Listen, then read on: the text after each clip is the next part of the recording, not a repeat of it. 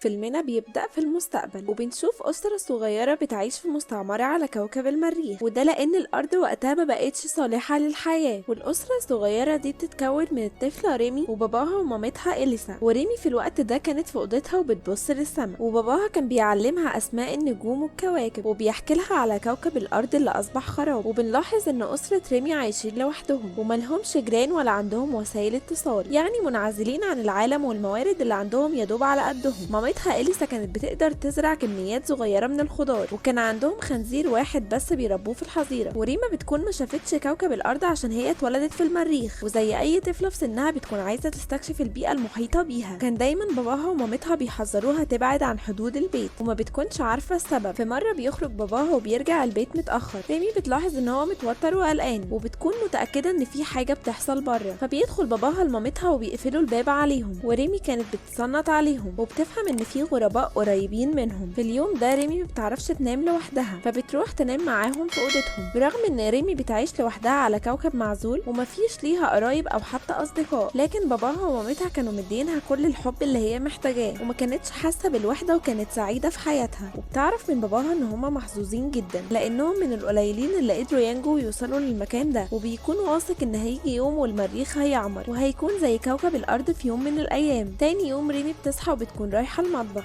وبتتصدم لما بتلاقي تهديد مكتوب على الشباك بره، وبيكون الكلام ده معناه امشوا وسيبوا المكان. إليسا في الوقت ده بتصحى وبتشوف التهديد ده، فبتصرخ وهي مرعوبه وبتنده على جوزها، وبنشوف ان هو بيجي بسرعه ومعاه بندقيه قناصه وبيأمرهم يستخبوا، وبيبتدي يترصد وبيشوف اي حد قريب من المكان لكن ما بيلاقيش حد، فبيقف قدام الشباك وبيفضل يصرخ وبيتحدى اي غريب يظهر ويواجهه، لكن برضه محدش بيخرج له. شويه وريمي بتخرج من غير علم اهلها وبتكون رايحه تطمن على الخنزير، لكن فجأة بيظهر شخصين مقنعين بيجروا وراها. لحظتها الاب بينشن على واحد فيهم وبيقتله، والتاني قبل ما يوصل لريمي إليسا بتهجم عليه وبتقتله بالسكينه. إليسا بترجع ريمي للبيت وبيستخبوا، والاب بيكون بره وبيجري يستخبى ورا الحيطه تحسبا يعني لو لسه في حد تاني من الناس الاغراب. وإليسا بتساعده وبتشاوله على قناص مستخبي فوق الهضبه، والاب بيقدر يصوب على القناص ده بسهوله. بعدها بيدخلوا البيت وبيملى سلاحه من جديد، وبيطلب من إليسا ما يخرجوش تاني من البيت لحد ما يتاكد ان مفيش خطر تاني، وبيسيبهم وبيخرج، وما بيكونوش عارفين ان دي اخر مره هيشوفوه فيها. ريمي وإليسا بيقفلوا كل الابواب وبيكونوا خايفين جدا. فجاه بيسمعوا صوت حد بيقرب من البيت، وفجاه الانوار كلها بتطفي، وبيقضوا الليل كله في خوف ما بيعرفوش يناموا. تاني يوم الصبح إليسا بتكون مجهزه سكينه وبتكون على استعداد مواجهه اي حد يخش، لكن فجاه بيظهر من وراها شخص مسلح وبيطلب منها تهدى وترمي السكينه. وبنعرف ان اسمه جيري وموطنه الاصلي المريخ، وهو نفس الشخص اللي كان على الهضبه وجوزها ضربه بالنار لكنه ما ماتش والرصاصه جت في رجله. جيري بيقول ان البيت ده اصلا بتاع والده وانه اتربى في المكان ده، لكنه هرب من باباه ومامته من سنين، وبيكون راجع عشان يسترد منزله وما بيكونش عايز يأذي إليسا وبنتها، وبيعرض عليه ان هم يستنوا معاه وهو هيقدم لهم الحمايه، او ممكن يمشوا ويسيبوا المكان خالص. وبيقول ان هو يمتلك الخبره الكافيه ان هو يرجع المكان احسن من الاول او يطوره. لحظتها إليسا بتشيل ريمي وبتجري بيها، وما بتبعد عن البيت بتطمن على ريمي اللي كانت منهاره، وبتطلب منها تستنى في المكان ده لحد ما ترجع لها، وبتكون ناويه تسترد البيت باي شكل لانهم مش هيقدروا يعيشوا في بيئه المريخ المميته. وبتشوف جيري بعيد ناحيه التل، فبتجري على البيت وبتسحب سكينه وبتستخبى، لكن جيري بيكشفها وبيوقع منها السكينه. وجيري كان ممكن يقتلها بسهوله، لكن بيعرض عليها صفقه ان هي لو اتصرفت بلطف لمده شهر هيسلمها سلاح ويديها الاختيار لو حابه ان هي تقتله. وإليسا بتوافق على شرط ان هو يسمح لها تدفن جوزها، واللي بنكتشف ان جيري قتله. بتبدا ريمي تحسب الايام وتعمل عد تنازلي 30 يوم، وكانت بتعمل شرطه جديده كل يوم على الشباك. وإليسا بتكتشف ان جيمي مخبي حتى السكاكين ومفيش اي سلاح موجود في المكان. وبتمر الايام وإليسا وريمي بيبتدوا يتعايشوا. وفي يوم ريمي بتتسلق فوق اوضه جيري وبتتصنت عليه، وبتكتشف ان جيري عامل مخزن تحت الارض وبيحتفظ بيه بكل الاسلحه. وفي مره تانية بتدخل الاوضه بتاعته اثناء غيابه وبتقلب في الشنطه بتاعته وبتلاقي قناع عازل للاتربه وكمان دفتر يومياته، وبيكون ورقه مرسوم عليها نفس البنت اللي إليسا قتلتها. ولحد دلوقتي ما كانش فيه اي كلام ما بين إليسا وجيري، لكن في اليوم ده جيري بيتكلم مع إليسا وبيقول لها ان هو لقى في البيت كل المعدات اللي تمكنه من عمليه الاصلاح، لكن إليسا بتكون مش عايزاه يتكلم معاها، فبيفاجئها ان هو صلح حنفيات البيت. وفي اليوم التاني إليسا بتلاقي صندوق قديم في المخزن، ولما بتنزله على الارض بتكتشف ان هو روبوت آلي، والروبوت ده بيجري ناحيه ريمي وبيكون من الواضح ان هو بيحبها. وبسرعه بيبقوا صحاب وبتسميه ستيف. وبرغم ان ستيف كان عبارة عن آلة شبه الصندوق، لكنه بينجح يخرج ريمي من جو الكآبة، واغلب الوقت بيلعبوا مع بعض. وجيري الوقت ده ابتدى يقرب من إليسا وبيسألها عن بابا ومامته اللي كانوا عايشين في البيت ده قبل ما يسكنوا فيه. فبتقوله ان هي لما وصلت هي وجوزها مامته كانت ماتت، وان بابا استضافهم ووافقوا ان هما يعيشوا معاه في البيت. وقت ما كانت حامل في ريمي بابا اكتشف ان هما من كوكب الارض وحاول ان هو يقتلهم، عشان كده هما قتلوه. ولحسن الحظ جيري ما بيكونش فارق معاه موت والده، لانه اصلا ما كانش بيحبه، وده السبب الرئيسي لهروبه من البيت. في اليوم التاني جيري بيقرب من ريمي وبتكون بتاكل الخنزير، وبيلفت نظرها ان هو اكتشف ان هي اخدت الرسمه من شنطته، وبيعرفها ان هو مش زعلان وممكن يديها اي حاجه تطلبها، لكنه مش بينجح ان هو يخليها تحبه. وما كانتش شايفه غير ان هو الشخص اللي قتل باباها. بيمر الوقت وريمي كانت عاجزه عن الكلام، وهي بتشوف مامتها كل يوم بتقرب من جيري. وفي النهايه إليسا بتدخل في علاقه مع جيري، وريمي بتبدا تنطوي اكتر مع نفسها، وبتكون حزينه وحاسه بخيبه امل، وما بتكونش مستوعبه ازاي مامتها تدخل في علاقه مع اللي قتل باباها. وفي يوم بتجهز شنطتها وبتهرب من البيت بشكل عشوائي وبدون خطط هروب، وما بتكونش فاهمه ان هي على المريخ. الروبوت بيشوفها وبيمشي وراها، وما بيكونش عايز يسيبها لوحدها، لكنها كانت مصره ان هو يرجع، وبتقوله يقول لمامتها ان هي تنساها احسن وتبقى تخلف طفل تاني من جيري. ريمي ما بتبعدش كتير وبتكتشف ان المكان كله مقفول بغلاف جوي زجاجي. بتبدا تفهم ان هي كانت بتعيش جوه جدار شفاف ومفيش طريقه تخليها تهرب من المكان ده، فبتبدا تصرخ. بعد لحظات بتلاقي باب ضخم فبتقرب منه على امل ان هو يعديها للناحيه التانيه. بتدوس على الزرار اللي جنب الباب فبيبتدي الباب يفتح، ولما بتدخل بتلاقي نفسها في ممر مظلم. وعلى الرغم ان هي بتسمع صوت مامتها من مكان بعيد، لكنها بتتجاهله وبتكمل. وفجاه باب الكهف بيتقفل والدنيا بتضلم، وريمي كل ما بتقرب من الناحيه التانيه الاكسجين بيقل، فبتقع على الارض وبتحاول تزحف. في النهايه بتفقد الوعي وبتصحى تلاقي نفسها على سريرها، وبتعرف ان جيري انقذها. وما بتخرج له بيأكد لها ان مفيش حياه خارج الحاجز، مفيش غير الجبال والحجاره والاتربه السامه، وبيقول لها ان المفروض تكوني مبسوطه لانك بتعيشي في مكان زي ده. إليسا بتدخل لريمي اليوم ده وبتأكد لها ان هي كانت بتحب باباها وان هي بتحبها اكتر من اي حد، لكن علاقتها بجيري عشان ترتاح من شره. وفي اليوم التاني بيتجمعوا هما التلاتة مع بعض، وبتبتدي إليسا تعزف على الجيتار جنب جيري. لحظتها ريمي بتفتكر ذكرياتها القديمه لما كانوا متعودين يقعدوا مع باباها ويعزفوا برضه، وبتكون مش قادره حتى تبص لهم وبتسيبهم وتمشي، وبتقعد لوحدها حزينه وبتبتدي تعيط، وبتكون فاكره ان مامتها بدلت باباها بجيري. واخيرا بتنتهي مهله ال30 يوم، وبالفعل بينفذ جيري وعده وبيحط المسدس بتاعه على الترابيزه، وبيدي إليسا حريه الاختيار، يا اما تقتله او تسيبه يعيش. إليسا بتمسك المسدس وبتوجهه ناحيته، وريمي كانت شايفاهم من بعيد، وإليسا بتيجي عشان تقتله وبتكتشف ان المسدس فاضي، وطلع جيري بيختبرها، وبتجري عشان تجيب السكينه من المطبخ، وجيري بيدخل وراها عشان يلحقها. وريمي كانت بتتابع عشان تشوف مين اللي هيخرج. لحظات واللي بيخرج جيري وبيكون مصاب في دراعه، وعلى طول ريمي بتفهم ان هو قتل مامتها، وبتحاول تهرب لكن بيجري وراها وبيحضنها وبيهديها وبيقول لها ما كانش قصده يقتل مامتها. بعد اليوم ده ريمي كانت رافضه تدخل البيت وبتبات في الحظيره، وجيري كان سايبها بحريتها. بتمر